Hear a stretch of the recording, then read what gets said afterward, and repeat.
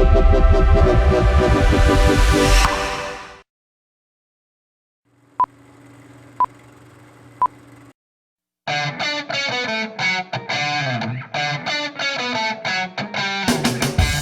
don't wanna live undecided or divided. I don't wanna just go wherever the wind blows. I don't wanna change like the weather forever. I don't wanna just go with the flow. So I'm diving in, learning to swim through thick or thin, I'm all in. When everyone else is 1 foot in and 1 foot out. When everyone else is simply following the crowd. When everyone else parks themselves on the fence, I'm all in, I'm all in, I am I'm all in.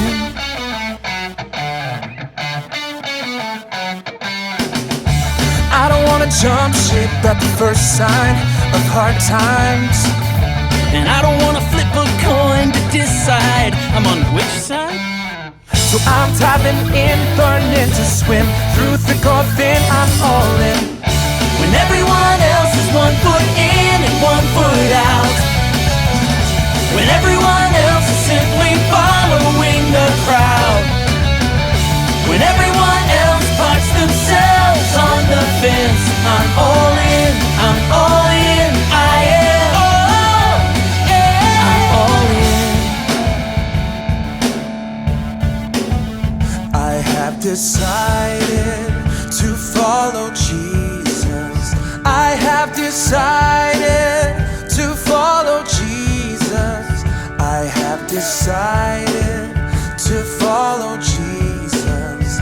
No turning back, no turning back. Though none go with me, I still will follow. Though none go with me, I still will follow. Though none go with me, I still will follow. No turning back, no turning back.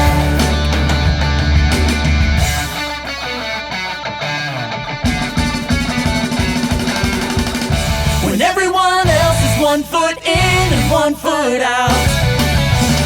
When everyone else is simply following the crowd. When everyone else parks themselves on the fence, I'm all in, I'm all in, I am When everyone else is 1 foot in and 1 foot out. When everyone else is simply following the crowd. When everyone else parks themselves on the fence, I'm all in, I'm all in, I am I'm all in, I'm all in, I am I'm all in.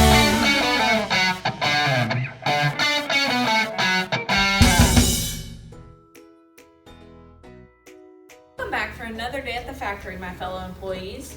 You forgot to say which factory this is. This is the Make Things Industries, the place where we make the world's best toys, coolest gadgets, and most delicious candy. Yes, our motto is, if it's something awesome, then it's made at Make Things Industries. Anything before we get started? Yes, in case this is your first time to the factory, you need to know a little about this company. First off, this factory is here to do more than just make toys, gadgets, and candy. This factory is here to make us better. That's right. Employees at factories take simple raw materials like wood, plastic, and metal, and through work, these items are made into new and better things. It's the same with people. We start out pretty basic. We don't know much and we can't do much, but as we grow, we learn more things and we can do more things. Exactly, that's how God designed us. And God continues to work on us and help us become better throughout our entire lives. We know this from the Bible. There's a Bible verse that we use as one of the factory's founding principles. Check it out.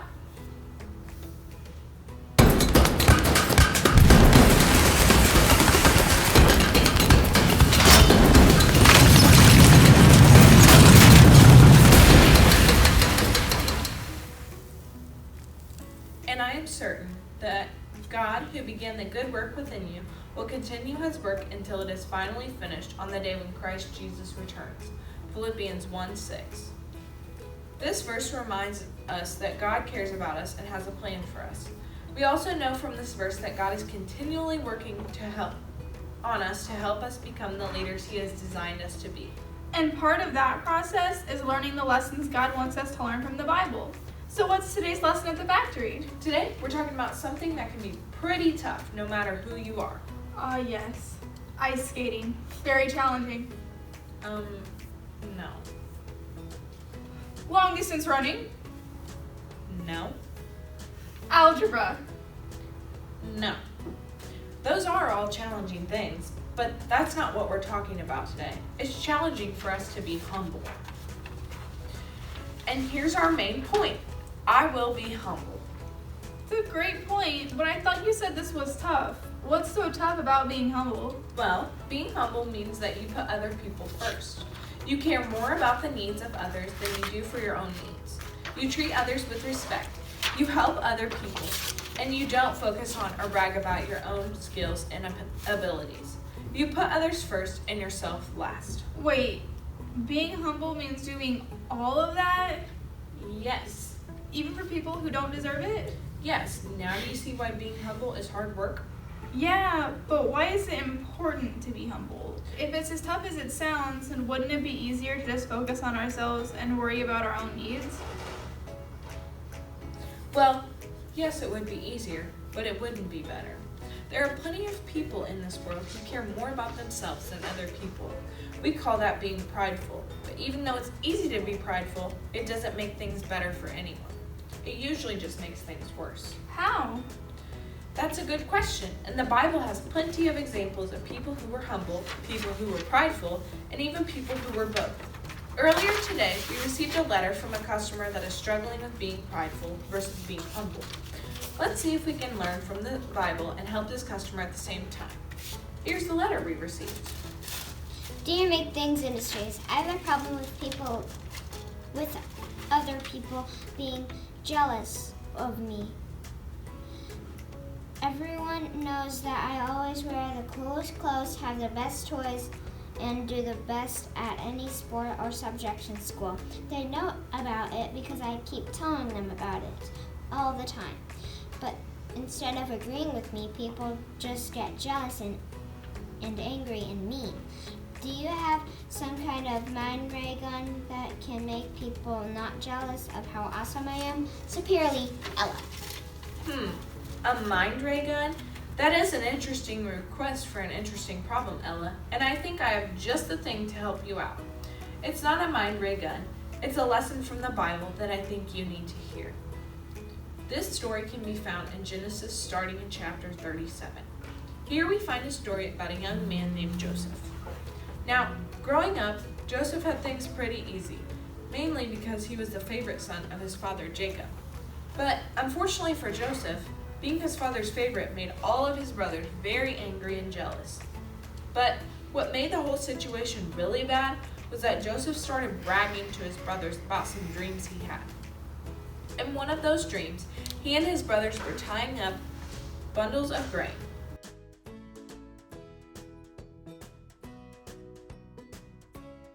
Suddenly, Joseph's bundle stood up and his brother's bundles gathered around it and bowed.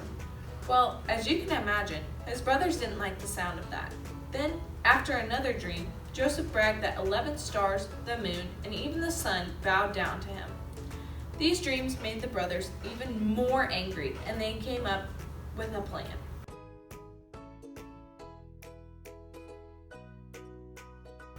One day, they were tending their flock. Joseph arrived to check on them. When he did, they grabbed him, tore off his robe that his father had given him, and threw him into a pit.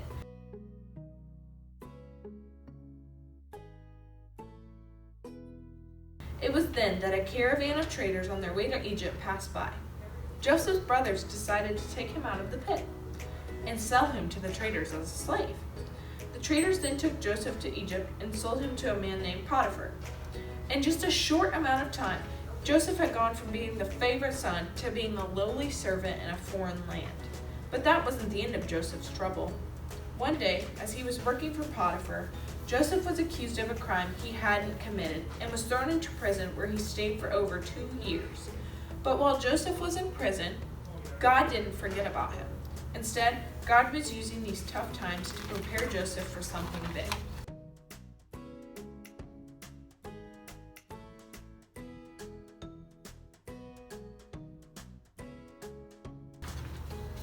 While in prison, Joseph was able to interpret the dreams of 2 prisoners, and in a short time, those interpretations came true. Soon, the Pharaoh heard of this, and when he did, he called Joseph to come and interpret one of his dreams. So when the guards brought in Joseph, the Pharaoh asked him if he could really interpret dreams, but instead of bragging about himself, Joseph humbly admitted that he did not have the power, that it was only God who has the power to interpret dreams. He did, however, say that God could use him to deliver the dream's meaning. The Pharaoh then described his dream to Joseph, and God told Joseph what it meant. First, there would be 7 years of prosperity in Egypt, where large harvests of crops and herds of livestock would grow. But after the 7 years of prosperity, there would be 7 years of famine. This means that for 7 years, no food would be able to be produced. Joseph recommended that Pharaoh find a wise man to be in charge of storing up food for the people during the 7 good years, and then they would use that food for the 7 years of famine. Now, I find it interesting that Joseph could have asked Pharaoh for the job. He even could have bragged and said that he deserved the job. But Joseph didn't do that. He knew that it was God that gave him the interpretations, and he gave God the credit for doing it. He was just being used as a humble servant. Well, guess what Pharaoh did? The Pharaoh rewarded Joseph by giving him the job. Joseph was humble and gave God the credit, and when he did, God blessed him for it by making him the second most powerful man in Egypt. This is how this can help you, Ella. God has great things planned for you and things that he wants to do through you. But you always need to remember that everything you are and everything you have comes from God. You shouldn't be proud or brag about the things you can do. Instead, you should humbly acknowledge that everything you are and have is only because God gave it to you. Because of this, you have nothing to be proud about. So if you become humble, Ella, and give God the credit rather than take it all yourself, I am sure that all the problems in your letter will disappear.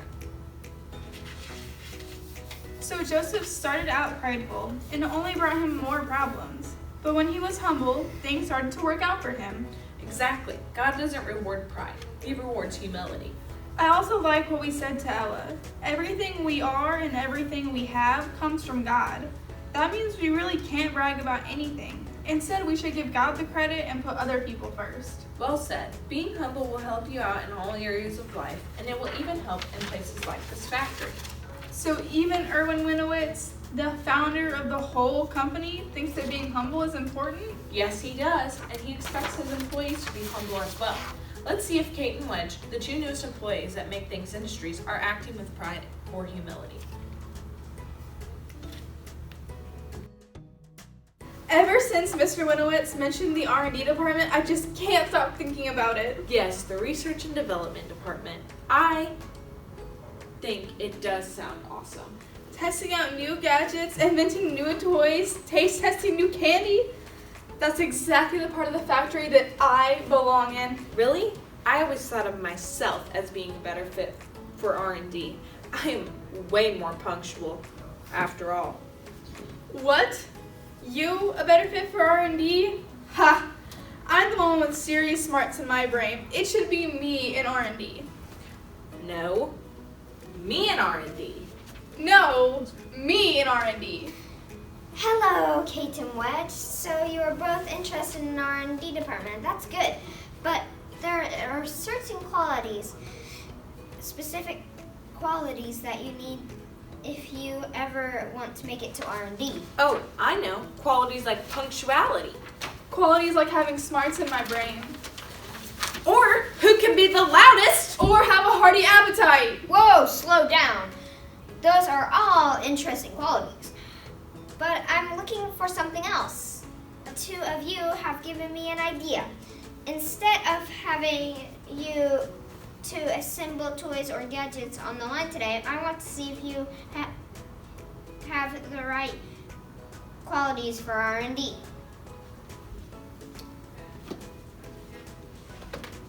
Okay, but what is all this stuff?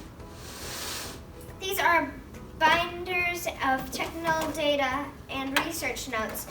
These are tools, and these are the random parts the two of you will need in order to invent a brand new toy. I get to invent a brand new toy? Yes, work together to research and develop a great new idea. I'll check on you later. Yes, sir. This is my one chance. To prove I'm better than him I'll give her bad ideas. and keep the good ideas for myself.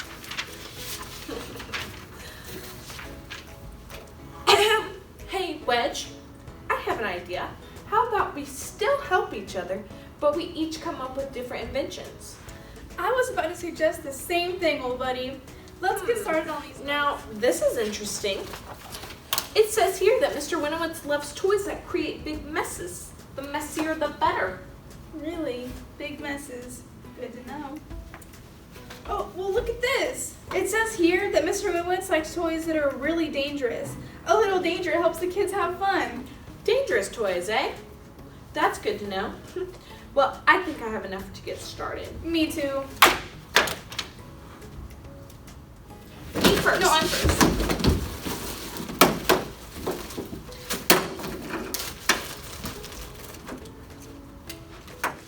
Quit spying! You quit spying. You're just jealous because I have a better idea. Whatever, mine is way better.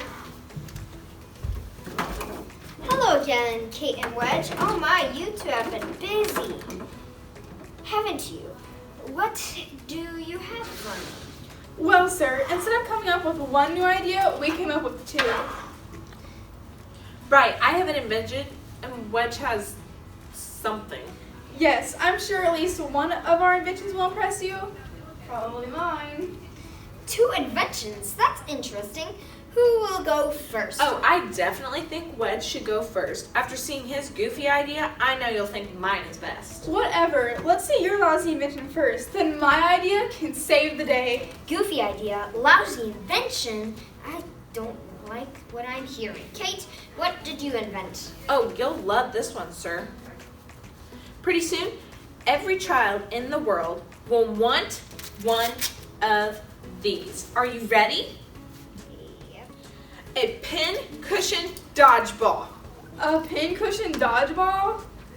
A pincushion dodgeball. Yes, beginners should use thick safety gloves like this. You have to be careful with it, but it's a whole lot of fun. Here, catch. Don't have. Wait, no, I don't have gloves. Don't have the gloves. Ow. Ow, ow, get it off. Get it off. Ow, my hands. Gotcha, Kate. I'm so sorry, sir. I thought you were ready. Let's try again. No, stop. I don't like toys that are dangerous, and that is very dangerous. And what's your invention? The best new toy of Make Things Industries. A chocolate pudding blaster. A chocolate pudding blaster? Yeah, you just load it with the ingredients, okay? You apply pressure, take the safety off, and then you pick your target. Ah! Not inside! Not inside! Gotcha, Wedge. I'm so sorry, sir. I still have some calibrations to make. Don't bother. I really don't like messy toys.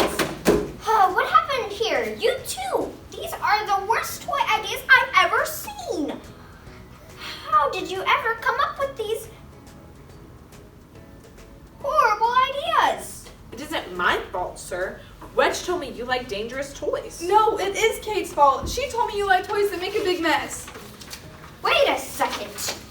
You sabotaged each other with bad ideas so your own idea would seem better? Well, when you put it like that, the thing is, Earlier, I said that you had to have certain qualities to become part of the R&D department. The quality I was looking for is humility. humility means putting other people first. But instead, you are both prideful, with only thinking of yourselves, and nothing good came out of it. You're right, sir. We're sorry. Yeah, we're sorry. Does this mean that we're never gonna make it to the R&D department? I knew the two of you weren't ready yet. I did this to teach you and the importance of humility. But don't worry, there will be more chances to prove yourself. However, there is one thing I need the two of you to do. Anything, sir. You name it. Get this place cleaned up right now! It's filthy! You gotta clean it, clean it, clean it, clean it, clean it. Clean up the factory.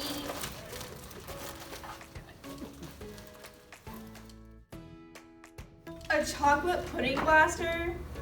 A pincushion dodgeball? Yeah, I don't think those two are ready for research and development yet. Me neither, but thankfully they learned their lesson about pride. They were both prideful and it didn't help anyone. Pride can mess us up too. Remember, just because you may be smart or really good at something doesn't mean it's okay to be prideful and act like you are better than other people. Instead, be humble. It will help us all to avoid a lot of problems. Now, I want us all to spend a few moments by being humble as we worship God. Let's take the focus off of ourselves and put it on God, the only one worthy of our worship. Let's sing to Him.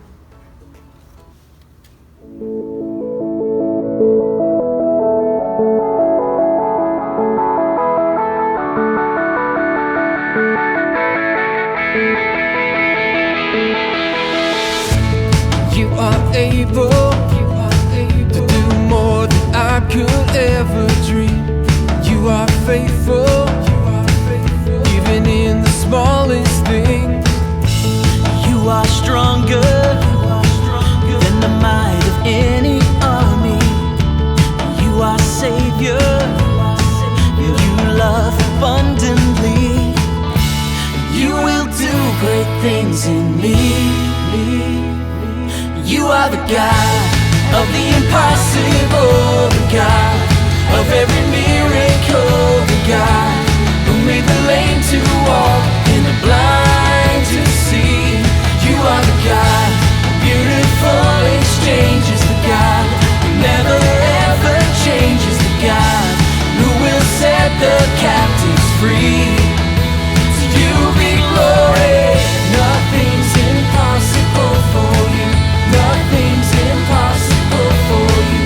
Our God is more than able to do the impossible.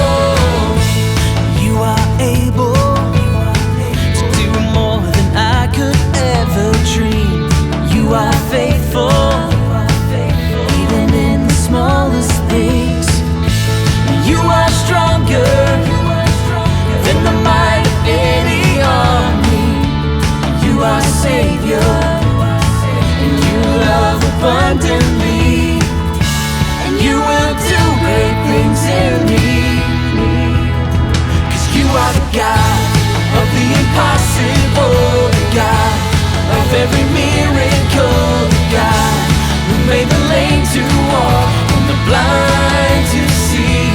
You are the God of beautiful exchanges, the God who never ever changes, the God who will set the captives free. To you be glory, even beyond my wildest dreams. You will do great things in me. The time has come for all to see. You raise the dead to life and make the filthy clean. You are the God of the impossible, the God of every miracle, the God who made the lame to walk and the blind to see. You are the God of beauty.